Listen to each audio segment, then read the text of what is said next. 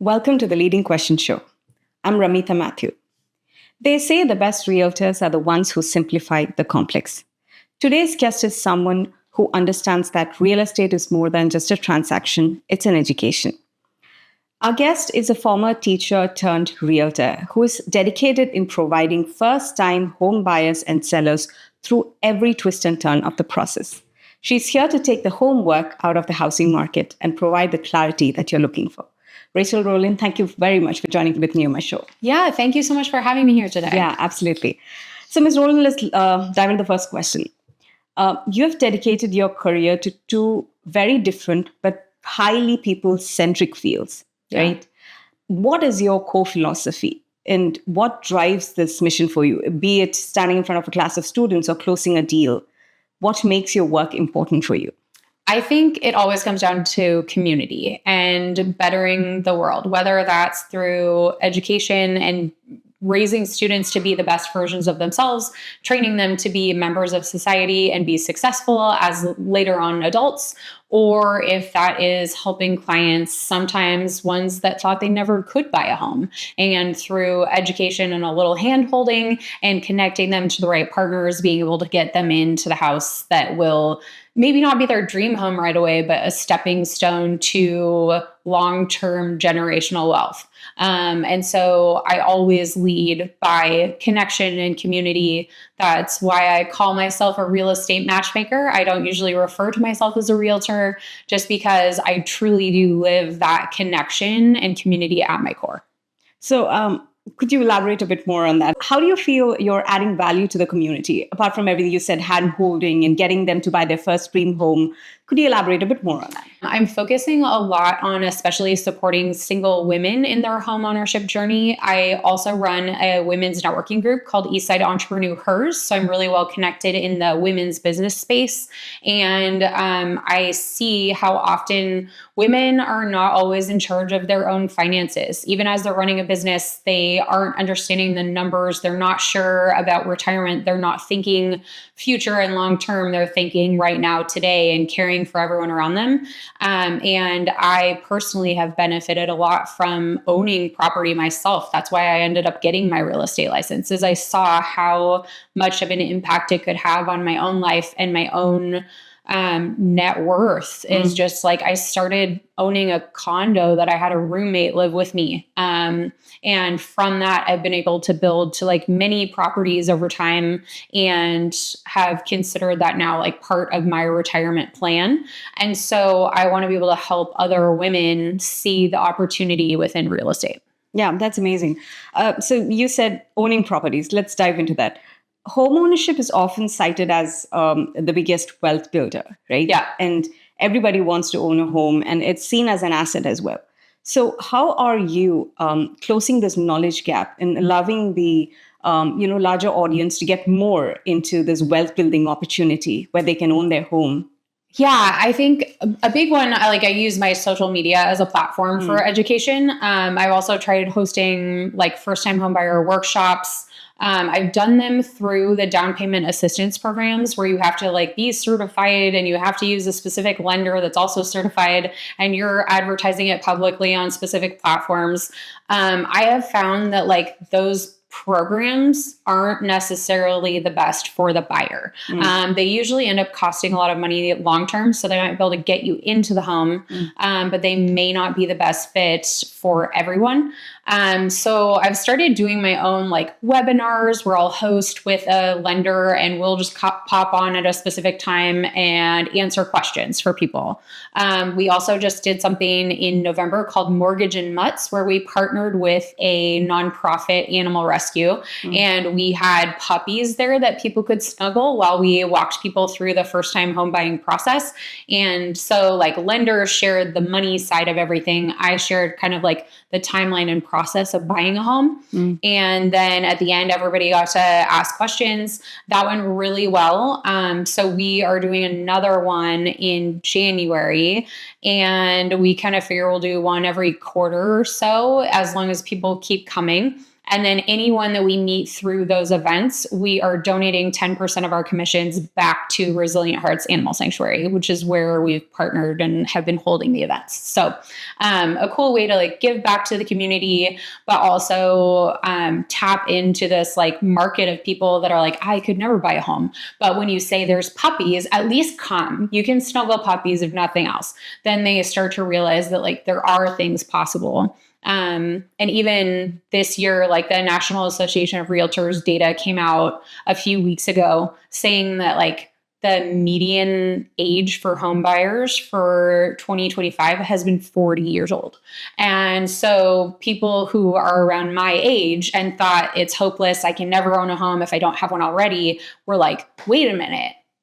Oh, I can. Oh, I can. And it's not too late. That's so cool. So just kind of sharing those statistics as much as I can and having conversations with people that have mentioned like home ownership feeling out of reach and like digging into why that is and explaining that there are programs that give them opportunity. You can start with a condo and move your way up. You can buy something with a family member.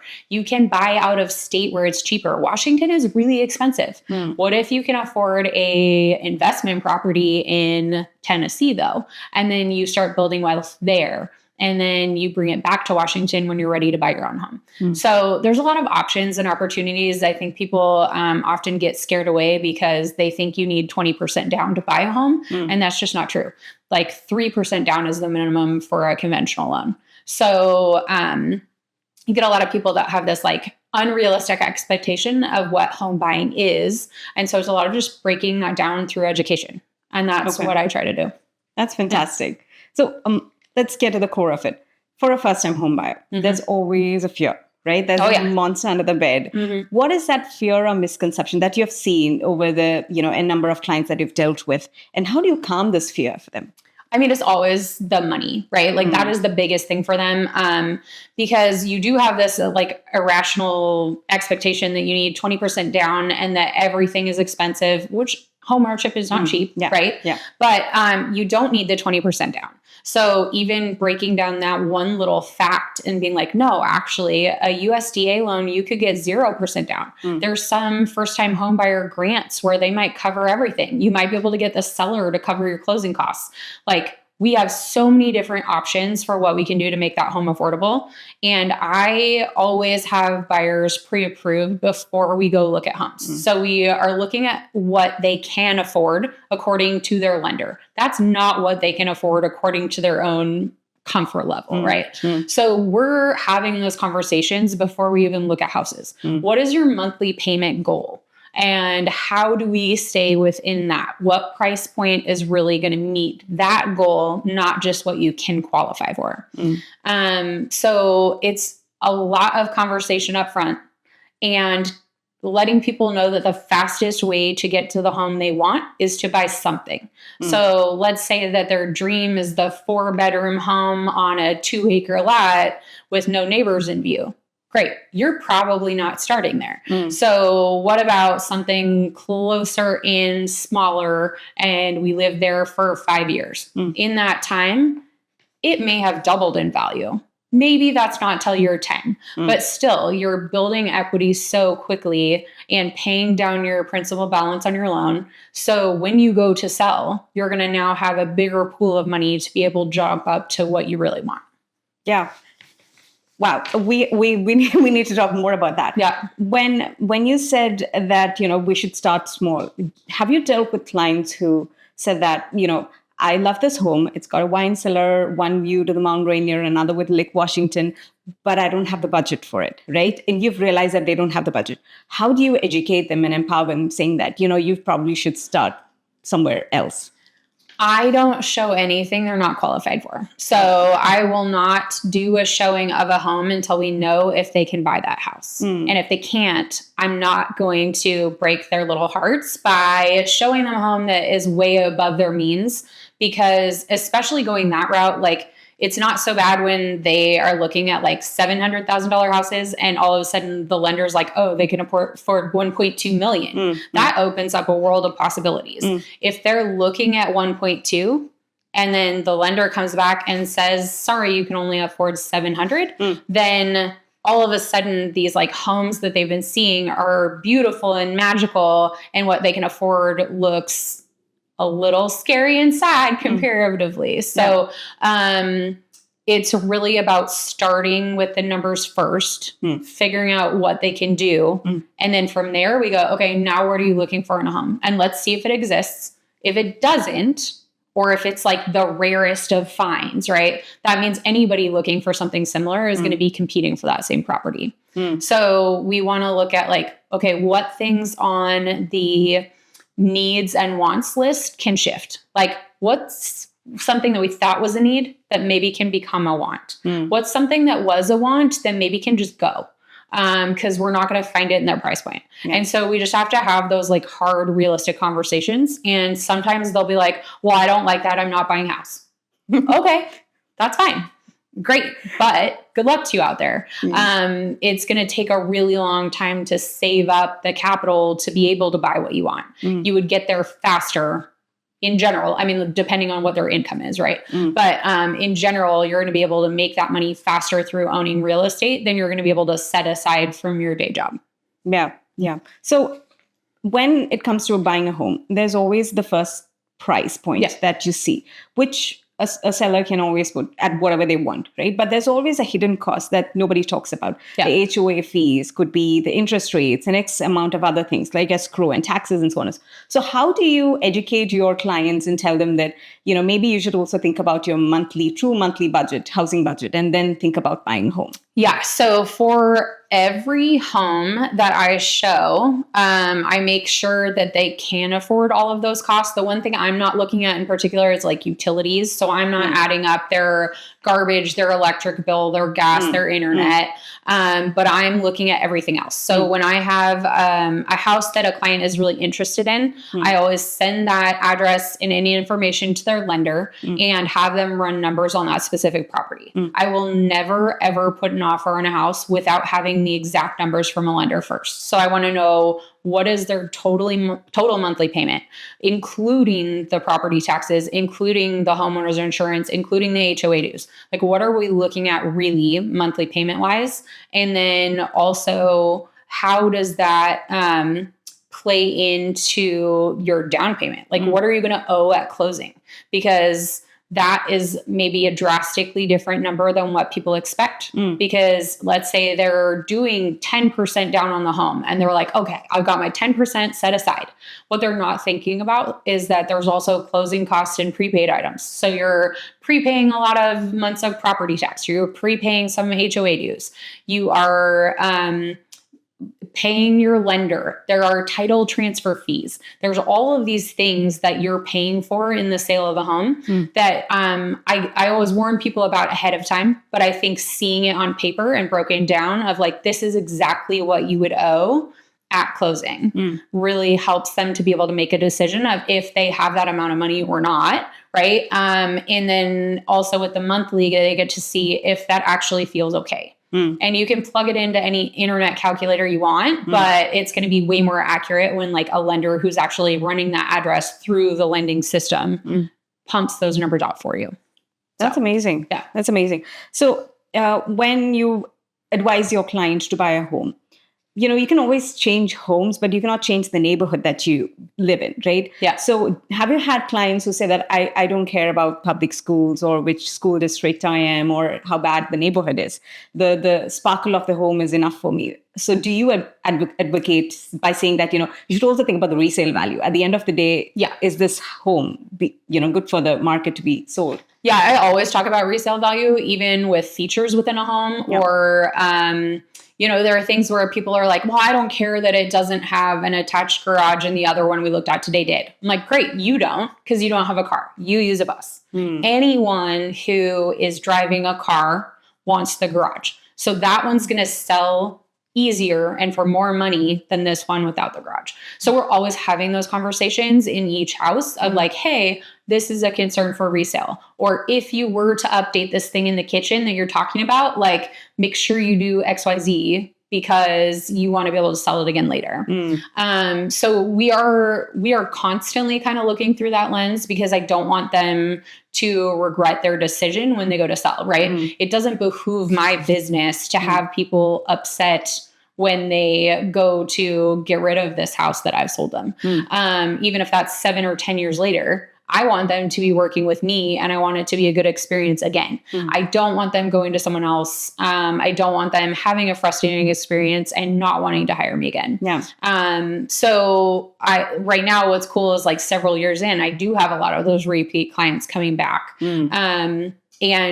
And even as they are talking about wanting to sell, we're talking about, okay, what actually increases the property value, what helps with resale, and what things can you skip as you're prepping.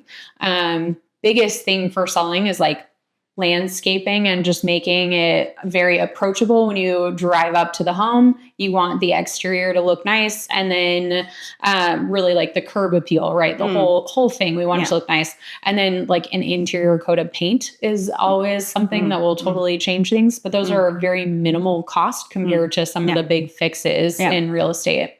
So as far as like the resellability, we're always having that conversation. There are people that don't care about the location, no matter how many times you say this won't appreciate as quickly as that. They're not in it for the money. Maybe they want the beautiful sparkle of the home. People right now, especially with the like work from home era that we're in, people really want a nice home that makes them feel comfortable. So sometimes they don't really care where that is in the world, as long as the house itself is what they envision coming home to at night. Okay. So what is the advice that you give them? You talked about how you give them the direction as a team leader.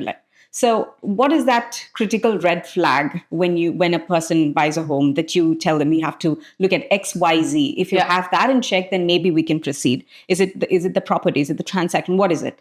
Well, I would say biggest red flags are more safety things for me. Neighborhood is important, but that's also very subjective. Like some people's version of what they want the neighborhood to be like is different than other people's. Things that I overall am looking at, like whenever I'm looking at a new home, I always take my shoes off. And I explain to buyers that I do that every time because I want to be able to tell if there's uneven spots in the floor. I want to be able to tell if the floor is crooked. And if you like put those little booties on that most places provide to keep dirt off the floors, you can't really feel those things in the floor. Foundation issues are huge, super expensive to fix. And the foundation of your home is what's creating everything else. And so if that is off, like let's say, especially after these heavy rains we've been having, like if ground is unstable and the house is starting to sink on one side, you're going to have like doors and windows won't close properly. You're going to have potential for like additional sliding or cracking of the concrete. So there's like all these things that can happen that are very expensive to fix. So foundation is always something I'm looking at. And then I also alert them of any like water issues that I see within the house. If there's any sign of leaks or water damage or anything that maybe would be a cover up of those things, then I'm pointing those out and saying like, when we have an inspector in, we would want to check with infrared in those walls and make sure that like there's no moisture here that is lasting that we don't know about. So we are looking at like those what would be major costs for the client, right? I don't want them moving into a home and then realizing they owe another $50,000 for a project that we didn't see coming. So we're looking at those big pieces like roof, foundation, siding, and windows is another big one. If there are older windows and there are a bunch of broken seals, then we're making sure we're noting that, and they're kind of calculating those costs into what they're willing to pay for the home, right? If they know there's going to be a lot of work right up front, then they're going to offer a little bit less, maybe put a lower down payment on the house so they have more cash left to do those projects. Okay, Ms. Rowland, let's talk about the first-time home buyers and home sellers, which are your niche. So for a first-time home buyer, there's a lot of overwhelming aspects. Like there's a lender, and then there's title deeds and inspectors that they have to talk to. For a seller, it's maybe staging the home, or it could be home showing for that matter. So as a team leader, how do you manage to empower them rather than overwhelm them? So I am out networking and meeting those people. I'm getting feedback from other realtors on who they've used. I'm interviewing people. I'm vetting them, right? So all those vendors, I have now, several years into this business, kind of got my little group that I know and trust. And so I connect my clients directly to those people if they want it. Some people really like the control. They like to be in the power of decision making. Some people have decision fatigue and they don't want anything to do with it. They trust my judgment. They're like, hire whoever, tell me who it is. So like for lending, that's who people, when they're buying, are usually talking to first. If you're selling, you might also need to talk to a lender because we might need to figure out how do you sell and buy concurrently.